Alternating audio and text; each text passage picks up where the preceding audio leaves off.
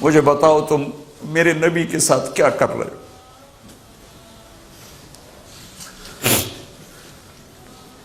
وہ تمہیں فرقوں میں بانٹ کر گئے تھے یا امت بنا کر گئے تھے؟ کیوں اس نادان کھیل میں اپنی زندگی برباد کرتے ہو؟ کیوں نہیں مسلمان بن کے رہتے ہو؟ اس امت میں اختلاف شروع سے ہے، ہمیشہ رہے گا، یہاں تک نہ جاؤ کہ ایک دوسرے پر کفر کے فتوے۔ جنت میں کون جائے گا؟ سنیوں نے کہا وہابی کافر، وہابیوں نے کہا سنی کافر، بریلیوں نے کہا دیوبندی کافر، دیوبندیوں نے کہا بریلوی کافر، شیعہ نے کہا سنی کافر، سنی نے کہا شیعہ کافر۔ جنت میں کون جائے گا؟ کچھ تو بھائیو میرے نبی کی محنت کی قدر کرو۔ میرے نبی تو غیروں کو اپنا بنانے آئے تھے، ہم نے اپنوں کو غیر بنا دی۔ جو نفرت کی آگ وہاں بھڑک رہی ہے، یہاں مت بھڑکاؤ۔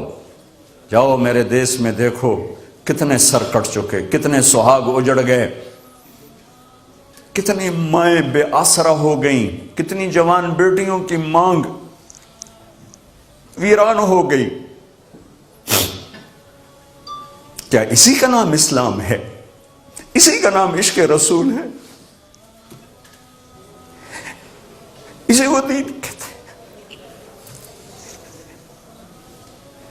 ایک دوسرے کی مسجدوں میں نہیں جاتے ہو، ایک دوسرے کے پیچھے نمازیں نہیں پڑھتے ہو، جنت کے ٹھیکیدار بن گئے ہو۔ ایک دفعہ آپ گھر سے باہر تشریف لائے تو صحابہ آپس میں مناظرہ کر رہے تھے، جیسے آج کل مناظرے سنی وہابی شیعہ، سنی بریلوی دیوبندی جو مناظرے چل رہے ہیں، صحابہ آپس میں مناظرے کر رہے ہیں۔ ایک کہتا قرآن یوں کہتا ہے، ایک نے کہا قرآن یوں کہتا ہے، تو آپ کے چہرے کا رنگ غصے سے سرخ ہو گیا۔ ہم نے کہا کیا میں اس لیے آیا ہوں کہ تم ایک دوسرے کے گریبان پکڑ لو اور تم ایک دوسرے کے گلے کاٹنے لگ جاؤ اور ایک دوسرے کو کافر ٹھہرانے لگ جاؤ؟ کیا میں اس لیے آیا ہوں؟ میرے نبی تو عبداللہ بن ابی کا جنازہ پڑھانے کھڑے ہو گئے تھے، جس کا کفر ابو جہل سے بھی بڑا ہے۔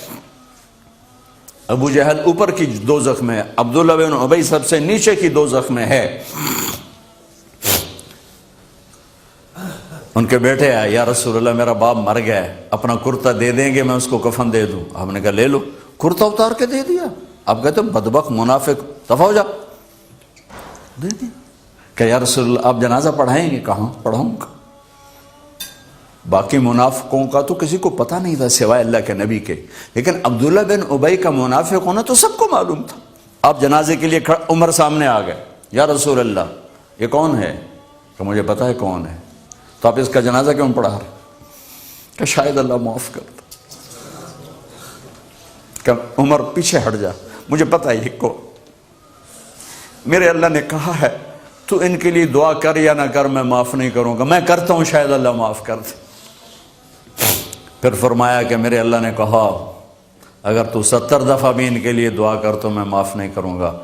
اگر میرا اللہ کہتا اے میرے محبوب اگر آپ 70 دفعہ اس کے لیے دعا کریں گے تو میں معاف کر دوں گا، تو میں اس کم بخت کا 70 دفعہ جنازہ پڑھا دیتا۔ مجھے بتاؤ تم کہاں سے یہ دین لے کر آئے ہو جس میں تم فرقوں میں بٹ گئے ہو، نفرتوں کی آگ تم نے لگا دی ہے؟ یہ کہاں سے اسلام آیا ہے؟ میں تمہیں اللہ اس کے رسول کا واسطہ دیتا ہوں، امت بن کے رہو، مسلم بن کے رہو، کوئی گنجائش نہیں، اپنے عقیدے پر پکے رہو، دوسرے کے لیے گنجائش رکھو۔